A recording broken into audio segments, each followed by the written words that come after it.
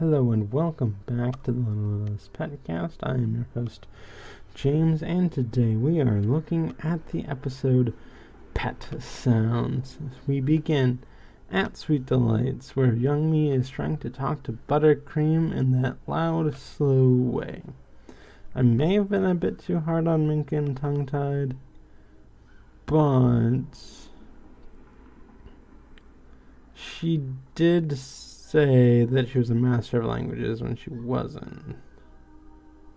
Although, I mean, they are both teens, her and Youngmee, and to be completely fair, Pepper did the same thing with Blythe in the first episode, after Blythe figured out she can understand the animals. It's this whole weird thing where, like, you really shouldn't, but, I mean, I guess I shouldn't be too hard on you if you do it, if you're this young, because you might not know better. You know, you really should teach people not to do that. And, like, sometimes, like, demonstrating it not being good is not enough. So, Youngmee asks how Blythe can speak to animals. Blythe says she's unsure of how it happens. She just knows how to speak with animals. Youngmee tries it some more, and when Buttercream responds in her usual Buttercream way, Youngmee says, "I think she said I'm fine." Blythe says that wasn't quite right, and Buttercream says, "What?" And Youngmee asks what she said, and then Blythe says, "What?" And they keep saying what back and forth, and then Buttercream does her little trait with her eyes and her ears and the hopping of the foot. She then goes into something really buttercreamy, and it ends with, "What you talking about, Phyllis?" And Blythe says, "You know, some things just don't translate well. Indeed, if I were speaking in tongues, I wouldn't be able to translate that." Is that why she's so odd? Okay, we kind of went over this. So, just to review. Aunt Christie, according to Twitter, is a demon lord, something like that. I cannot fish the tweet for the life of me. Anyway, so because of this, she's able to have, like, something more beastly as a pet, and plucked Buttercream out from, like, an area in between universes where she was left. And so maybe there's something to that. So, there's that. After the theme song, then, we see a monkey with a helmet at the Littlest Pet Shop, and Mrs. Twombly asks if he's accident-prone. The owner, a man by the name of Professor Schuperman, says that that's not what the helmet is for. He says he's been working on a pet translator, as he believes that animals can talk to their owners. It's just a matter of translation. Mrs. T is interested, and he turns it on, but all that comes out of the translator is gibberish. The professor thinks that this is how pets talk and is disappointing, because that won't win him the Toppleton Award. So he's going to present his findings alone because he doesn't want to embarrass Cheep-Cheep along with himself, and he drops him off here because he always loves a visit from his cousin Minka.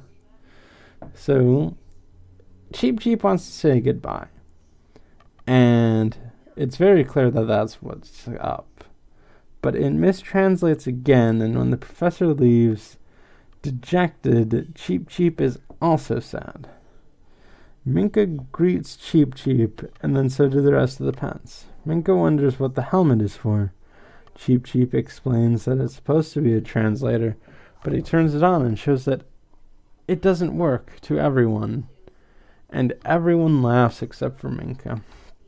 Cheep-Cheep agrees that it's funny, but he's upset that that's how the professor thinks he talks, and if it did work, he could tell him that it didn't. So, we're just gonna go for one of the points I've written down. The other point, I'll move later. So, I'm just kind of fascinated with how translation works.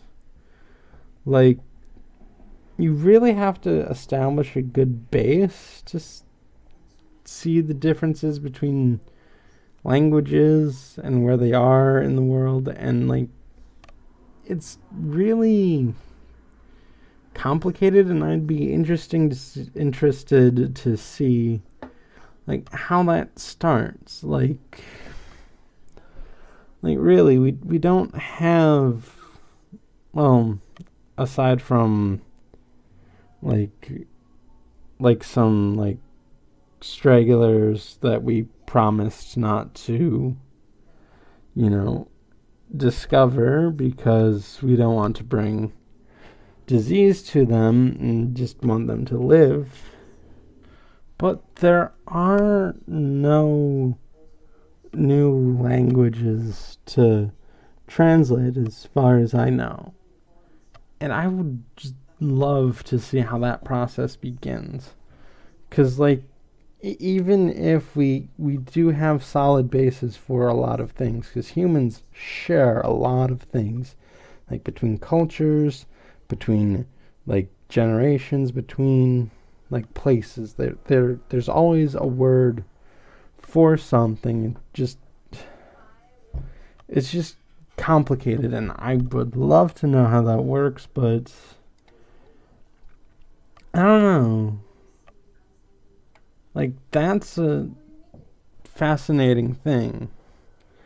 And I guess, like, the next step is to translate pets into a human language, so says the show. But it was already established that pets just speak different human languages. So I'm not 100% sure what the barrier is, because like there's no species barrier. There's language barrier and then animal barrier. But that animal barrier is poorly defined, because like every animal can talk to every other animal, so it can't be like a physical trait shared between all animals, because all animals don't share any physical traits. And like, if it's like a mental thing, maybe, but this is something that the series does not define, even though it probably should. Maybe it's hard to figure out, because like it's also trying to be like a charming kids show that, like, I don't know, you can follow. But like, I feel like this could work still. Like, there could be like a deeper lore that you don't have to know, but for those curious, it could be there. So anyway, getting back to the episode for a second, Penny and Zoe have an aside as they thank everything that they can talk to Blythe, but they do wish that they could talk to everyone, especially their owners. And then the pets launch into a power ballad about wanting to speak with humans and all the things that would allow them to do. Also, it seems to be implied that Pepper's owner is single and on the prowl. So we know that Zoe has a married couple for owners, but it only shows the wife. We already know that Pennyling's owner is a zookeeper. Apparently all not on the prowl, though. Maybe the zoo is his wife. That sounds weirder than it is. I don't know. We don't get a glimpse into everyone, but like we do know Russell is owned by an old couple. I don't know. We only see one person from that as well. So it also gets into some like human stuff, like what do you want to eat, or itchy sweaters, or something that could actually be helpful, like, hey, I know that's a sleazy salesman behind the door because I can smell him, and that's not the mailman, even though you think it is, and you're expecting the mailman. It's just a salesman. Okay, so it's a pretty good power ballad, all things considered. It's like nice and fun, and it's like it's touching in a way, because like the pets just want to understand humans, and humans want to understand pets. It's almost as if the barrier should be defined so that they can work towards a way to getting over it. But like the only known barrier is that it's humans and all other animals. Like, at best, the thing I can think of is that there's a thing in humans that prevents communication with other animals, which can make sense in its own right, especially with like a few issues when it comes to being a human. But it seems like in this universe, animals aren't too far off from being human. So it's not even that.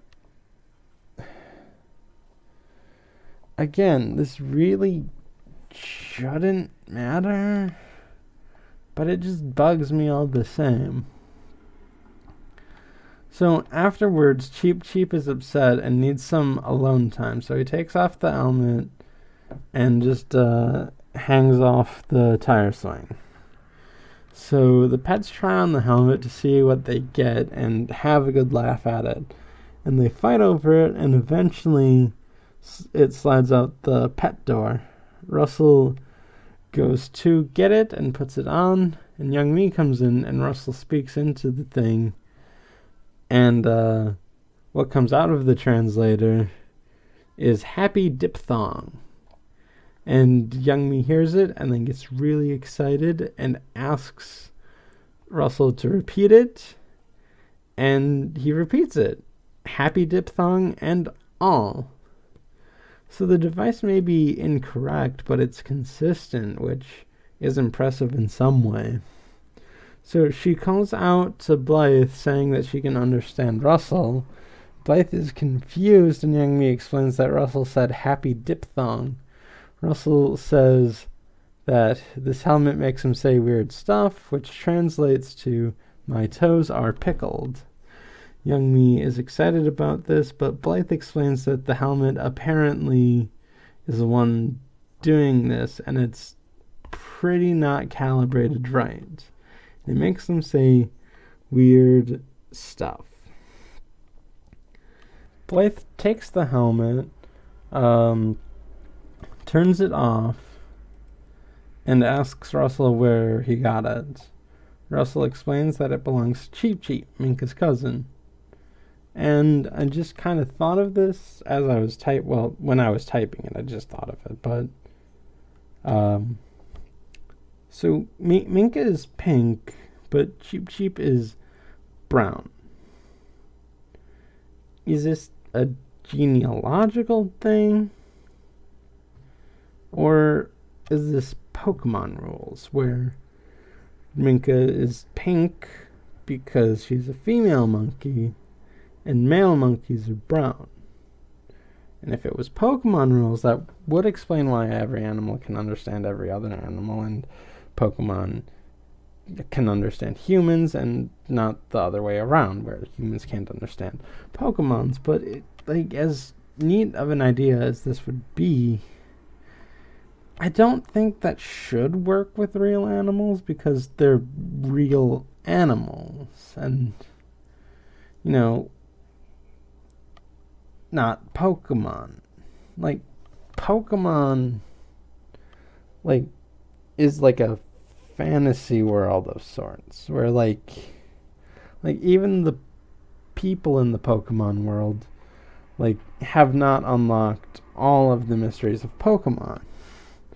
Like, we get bits and pieces, like, throughout everything, because they have, like, you know, a god-type figure.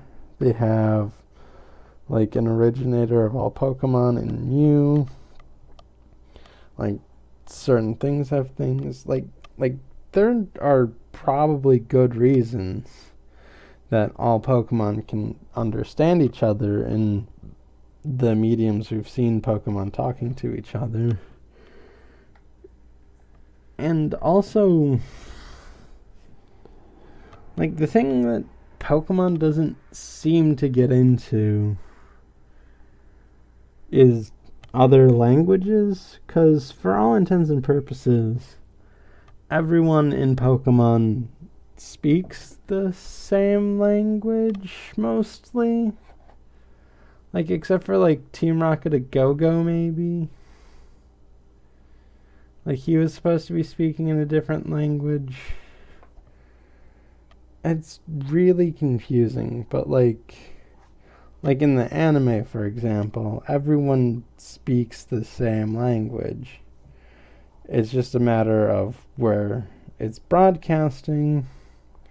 That depends on what language is being presented. Meanwhile, this universe has different languages that is known. This is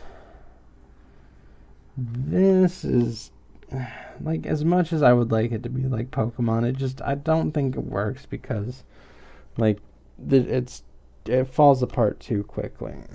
So, Blythe returns the helmet to Cheep-Cheep and says that she heard about the problem it has and, like, how it makes you say weird stuff. Cheep-Cheep complains, and he wishes that he could be understood by his owner for real. Youngmee asks what he said, and Blythe translates verbatim. So, okay, I forgot to tackle this earlier, but I don't think the translator is a bad idea. Like this translator would have to be a universal translator because it also has, like, other languages on top of the unspecified animal human barrier thing. But I like the idea of a universal translator, but not a universal language. And, like, a universal translator could be more useful. But it is just a matter of getting the complexities of languages down and tracking the evolution of the languages. And also regional differences. And just, borrowed words, like verbatim. That's clearly a Latin word, if you know Latinish. Like, that's not even how I would spell it. Like, verbatim is apparently spelled verbatim, but I would have put a U where the I is. But,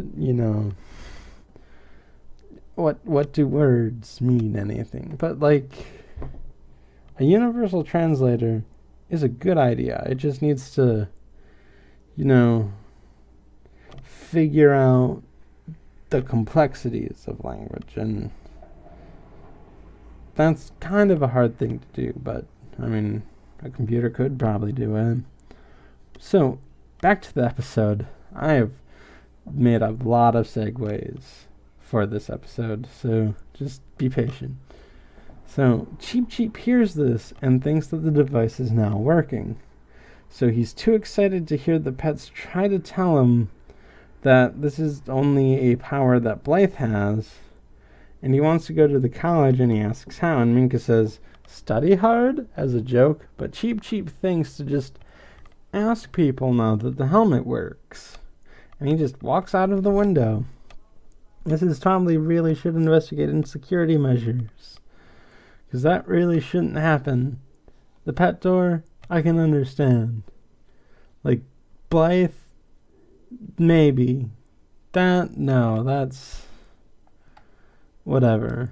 So, later, the pets are yammering on, and this scene begins as to what we hear from Youngmee's perspective.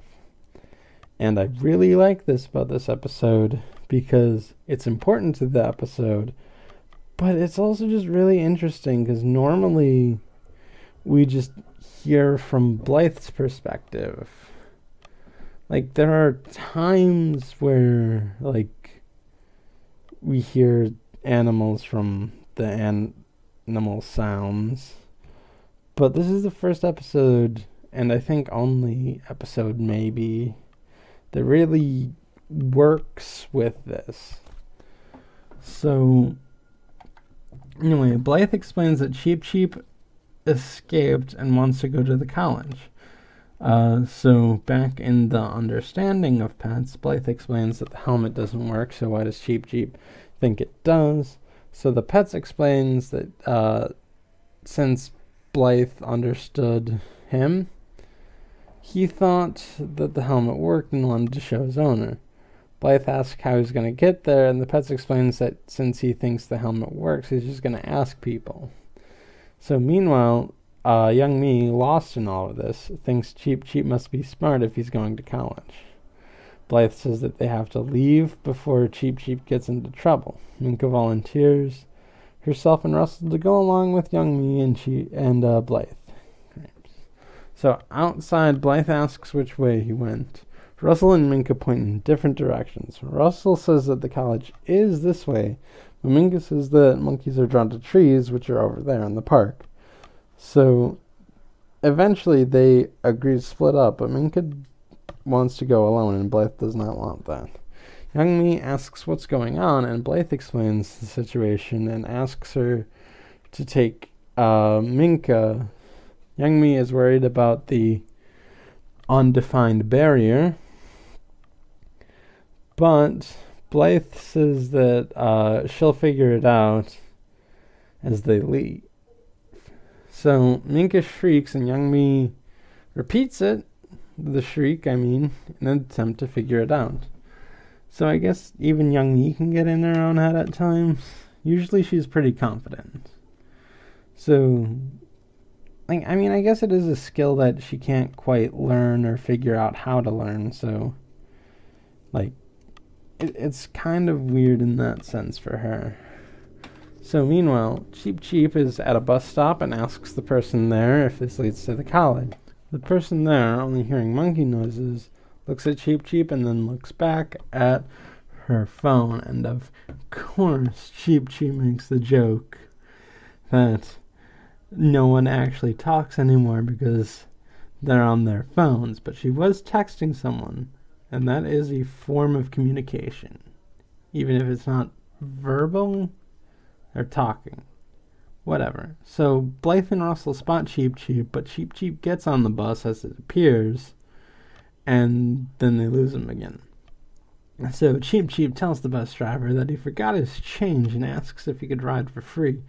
So at least he's courteous, if a bit dumb, because, apparently the bus driver didn't notice him, and when he notices him, he kicks him off the bus saying, "No monkeys on the bus," which Cheep-Cheep finds to be a rule that discriminates against monkeys. And I guess he's right.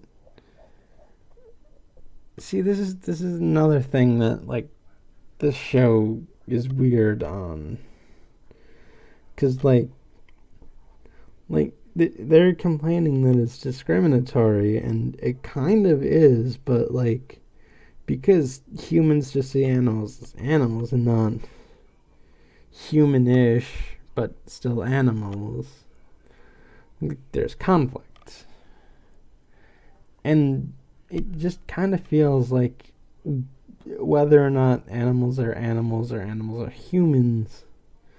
It's kind of a line that it just swerves on. Like, 1 minute it's for this, and another minute it's for the other thing. And both are just kind of for a joke. And it's not really is confusing. So, Cheep-Cheep then thinks that he can get a better view from the tall building he spies and climbs up. So Minka and Youngmee find him climbing up the building, and Minka climbs after him in an extended Indiana Jones parody, which is probably one of the most tamest things you can parody in a kid's show. Like, name me a show that didn't do an Indiana Jones parody at some point. Like, that list is going to be shockingly low. So, anyway. So, in this imaginative sequence, I think it's by Minka, because she and Youngmee are talking, and Minka's in control of the thing, but Youngmee would also be interested in the talking of.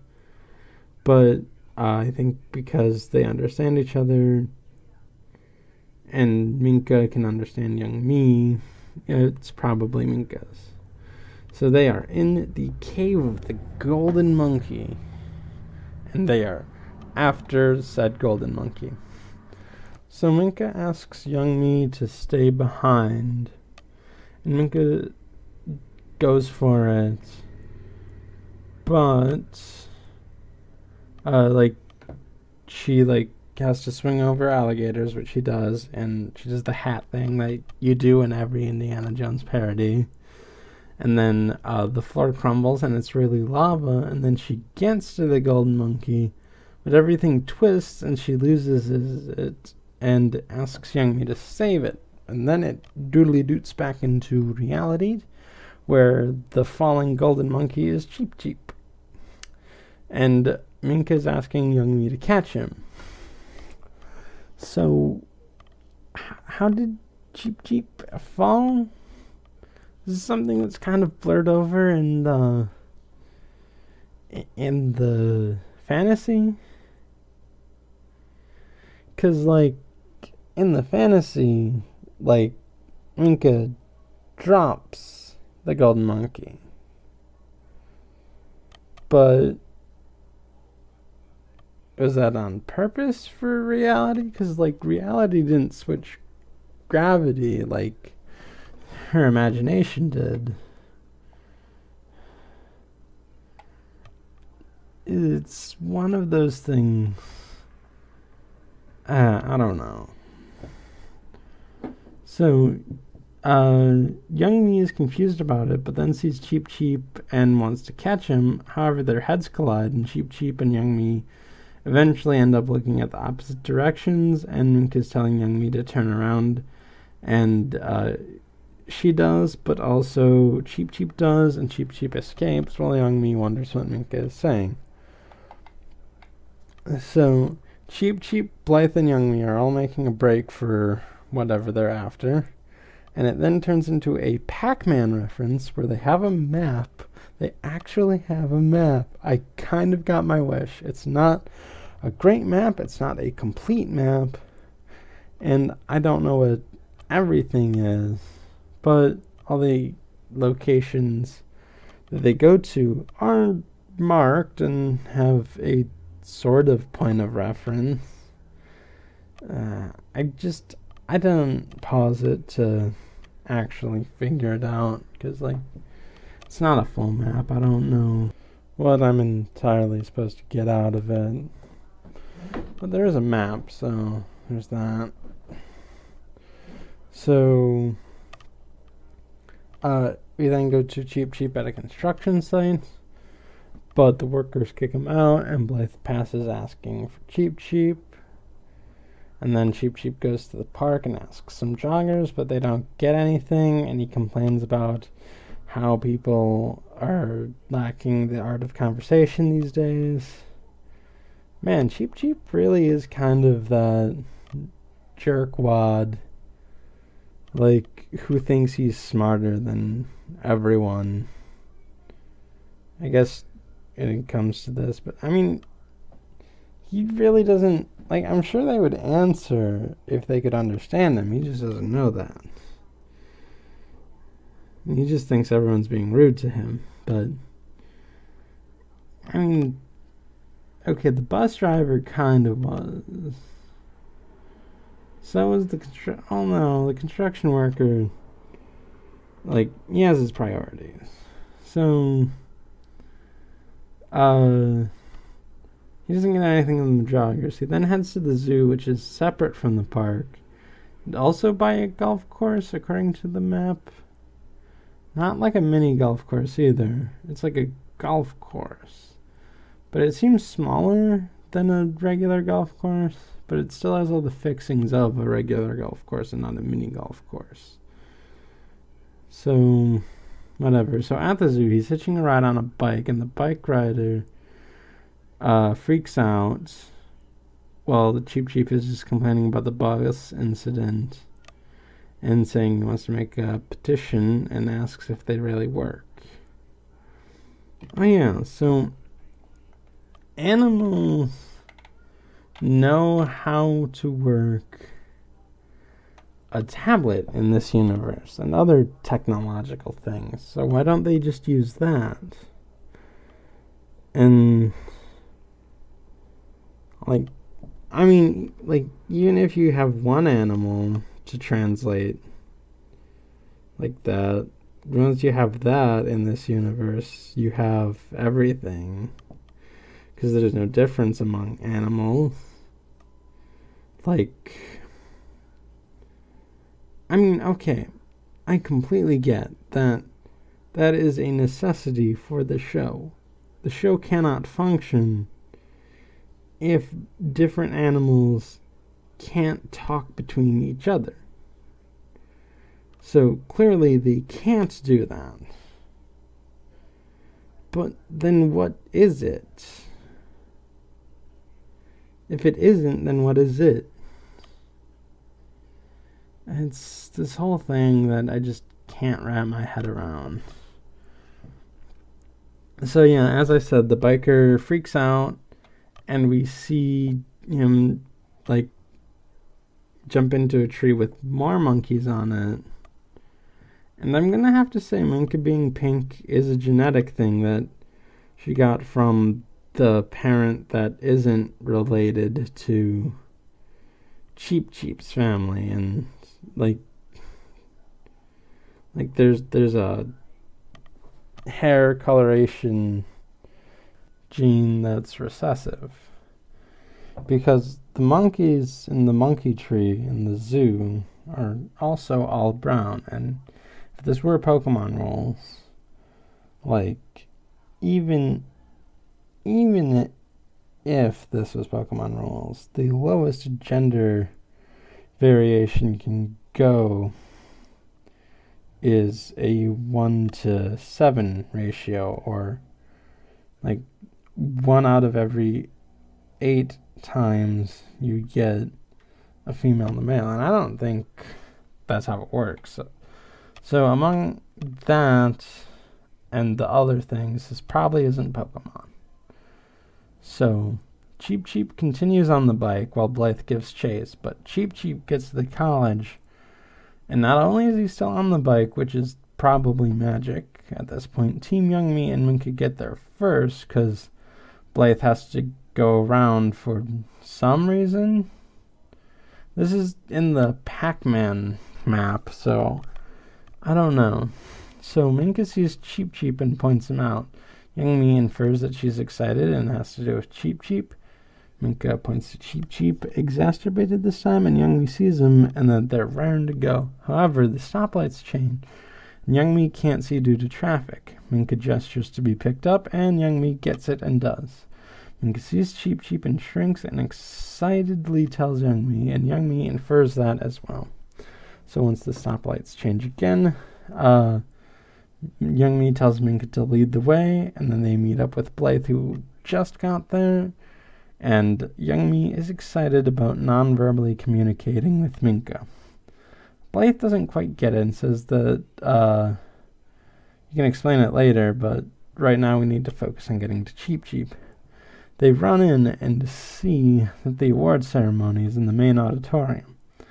They go after there, but Cheep-Cheep gets there first and is excited to show the professor that the helmet works. So the professor is explaining what happened when Cheep-Cheep comes into the awards, and the committee is curious about this. So, Blythe, Russell, Youngmee, and Minka arrive and are too late to stop Cheep-Cheep, who really wants to tell the professor his invention works. And Youngmee can see this even, and this gives Minka an idea.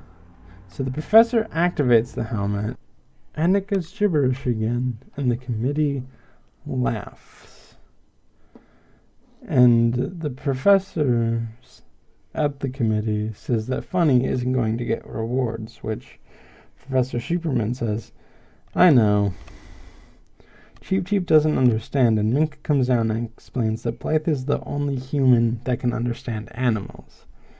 And Cheep-Cheep is down about this, but Minka asks if he and the professor can communicate. Cheep-Cheep says yeah, but not with words, and Minka wants him to show that off. Cheep-Cheep goes up, and he and the professor communicate their affection for each other. And by, like, pets and affirmation and, that stuff. So, Cheep-Cheep also wants a treat, and the professor asks which flavor and gives him a peanut butter one. So, Professor Superman remains dejected, but Blythe comes in and salvages it by explaining basic nonverbal communications to a bunch of professors that should know about this, but they appear to be impressed. So, in essence, I'll let this slide because this is a kids show, and for the presentation of a kids show, someone's learning this for the first time, so really, that's not something worth complaining about. And B, Blythe explains that, we often forget nonverbal cues in the pursuit of verbal communication. So they have that underlying thing as well, where, even the smartest people can forget some basics. Maybe that's to cover for this show's writing, or this episode's writing. Well, show in general, this episode in specifically. So the committee is impressed and sees what Blythe sees as well. And they ask Professor Superman how he knew that Cheep-Cheep liked peanut butter. Superman starts to explain, but he realizes that he can't and just says he just knew. So the committee convenes. And Minka says, I hope he at least gets Mr. Congeniality, which I like that. So the head of the committee explains that his work is exemplary. Even if the results weren't what he intended, these results are fantastic. And he also says that there's a little magic in science, which I would think science is the antithesis of magic. But, I'm for science magic fusion. I'm fine with that. So, he also says that everyone has a bit of magic in them. And is this implying that Blythe has a bit of magic in a medicine? But whatever, the committee decides to give the top of the award to Professor Superman. So back at Sweet Delights, later, Buttercream is trying to communicate with Youngmee, but this time it works, and Buttercream demonstrates that she wants food, and Youngmee gives it to her. Blythe walks in and sees that everything is going well, And Youngmee says that she might not have Blythe's gift, but she can manage. Buttercream says, "You're the smoosh-to-booshiest of all the smoosh-to-booshies, Youngmee," and gives her a hug. And Youngmee says, "I don't know what she said, but she said a mouthful." And Blythe says she sure did. And that ends the episode. So, I like the episode. I thought I didn't like it, but I actually do kind of like it. It's a fun, interesting episode, but it's fundamentally flawed. Because, like, okay, this episode's asked a lot of questions that the series doesn't seem prepared to answer. And, like, I mean, you could say that about a fair amount of the episodes, and certainly, like, a good amount of the episodes going forward. It's just, I don't know, it's the whole, like, MLP, Phineas and Ferb fusion problem that, like, taints the series. Like, it's trying to appeal to both crowns, but it just picks up the wrong things from each, or not wrong, but, like, conflicting things. Like, the reason I don't need to ask why Phineas and Ferb can use all of these tools is because that's not important to the series. Whereas, like, the fundamental, basis of the show is important. And if everyone's trying to chase it, as this episode, like, suggests that it is, then where's the answer to that? And granted, like, not having an answer can be valid, but it just seems like peculiar, especially because there are ground rules to it. Like, it just kind of wants us to accept everything, but they also lay out ground rules. It's like if, like, a basketball game was being played, and then suddenly the arena turns into ice, and we're all given, like, lacrosse sticks. And then we ask, oh, so we're playing Calvin ball now? And they're like, nope, we're still playing basketball. But we say, clearly we aren't. The ring is ice and we have lacrosse things. This is obviously Calvin ball. No, we're still playing basketball. These are the rules to basketball. Except, no, this isn't the rules to basketball. That's the whole thing with, like, this series. It's just, it seems like it's building up to something. We're seeing piece by piece of information that seems to be going somewhere. And fair enough, we might not know where at this point. That's fair. You could write something that puts everything together at or near the end, and that's fine.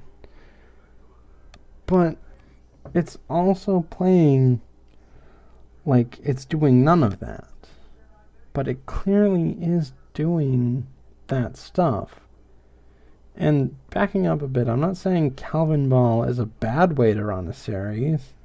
It's a good way to run a series if you know how to do it. But this show kind of just wants both. And that's the underlying problem, and has been since the series has begun. So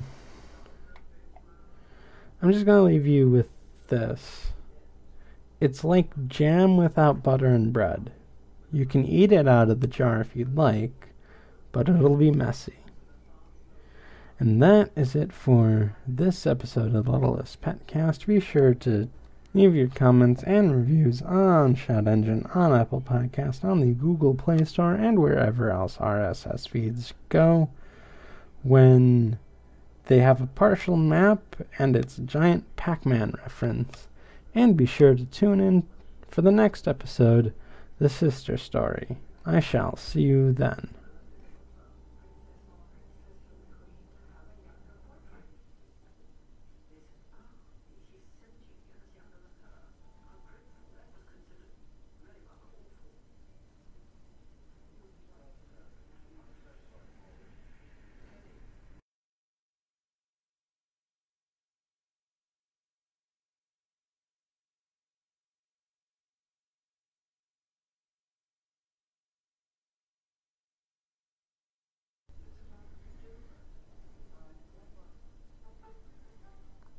By the way, the working title for this episode was To Translation Error is Human. To Understand is, what is it? And I know that's a mouthful, which is why I didn't go with it.